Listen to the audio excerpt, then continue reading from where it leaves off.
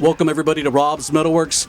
We are finally getting our feet wet here at the Rockstar Mayhem Festival here in San Antonio. Brings me great pleasure to welcome the first band that we get to work with this evening.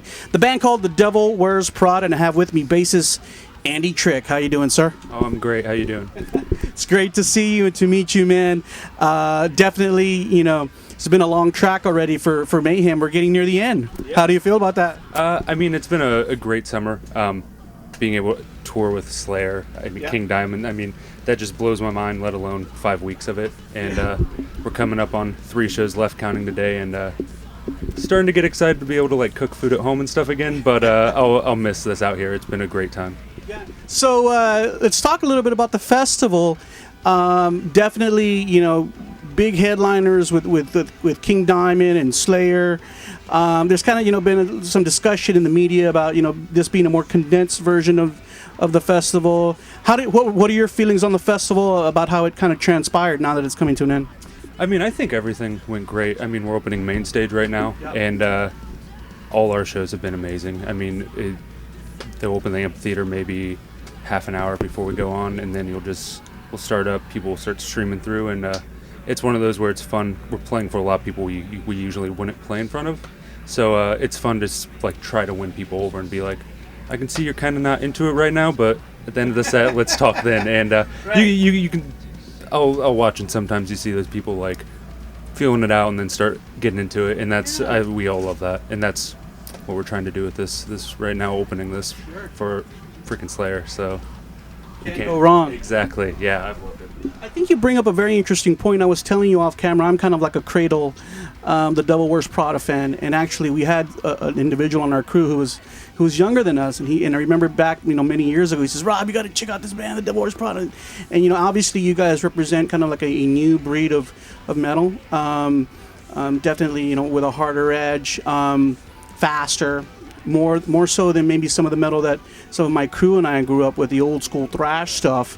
So talk a little bit about, obviously it was strategic for you to take this tour because you're going to be in front of some of those fans maybe who have not yet crossed over or acclimated to some of the new breed of metal that the younger generation out there is listening to.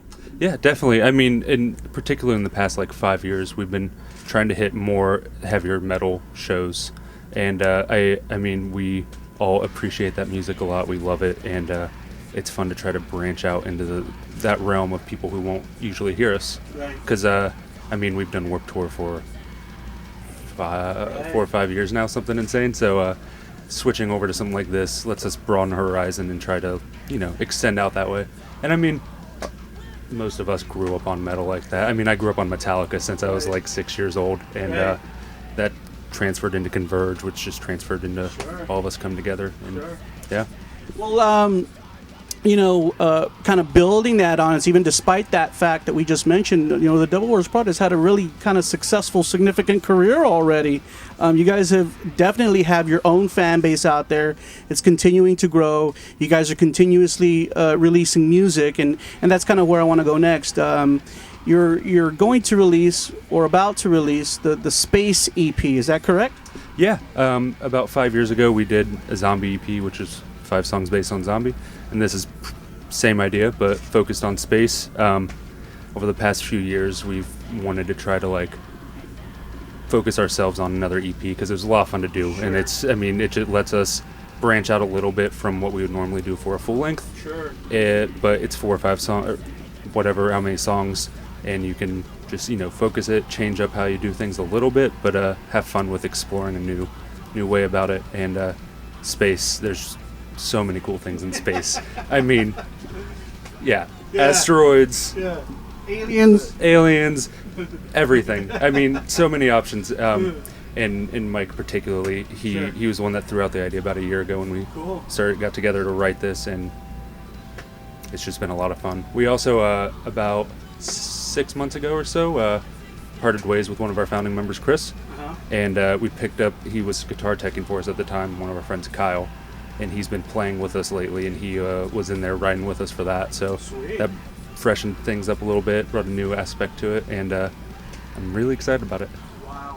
That's great. Chemistry obviously is important in a band, and You don't want anything to kind of block the creativity side of it.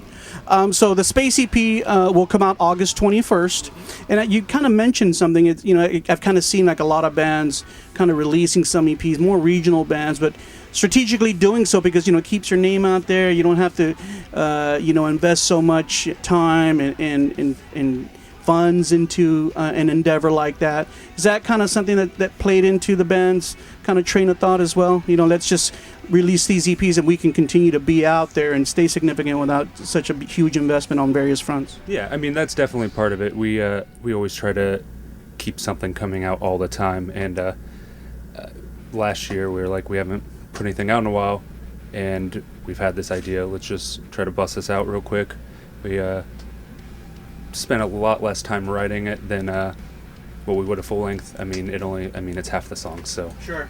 It's easier to do, and dive into the studio and knocked it out. And especially with EPs, we along the lines of trying to get stuff out there, we like to try other forms of getting things out there. Like with the Zombie EP, we did a comic for it, and just anything we can do. So that's definitely part of it. And you guys have actually kind of released one song out to the public already. Is it the Supernova track? Why'd you choose that track?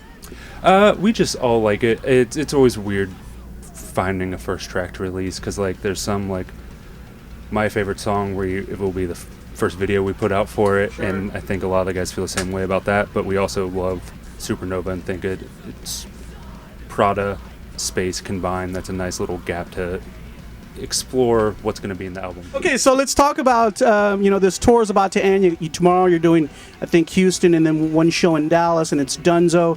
You guys actually have continued to stay busy. You were telling me off camera you did a headline show last night in New Orleans. Yeah. So definitely continue to stay busy. What does the rest of the summer hold for the band, or this fall?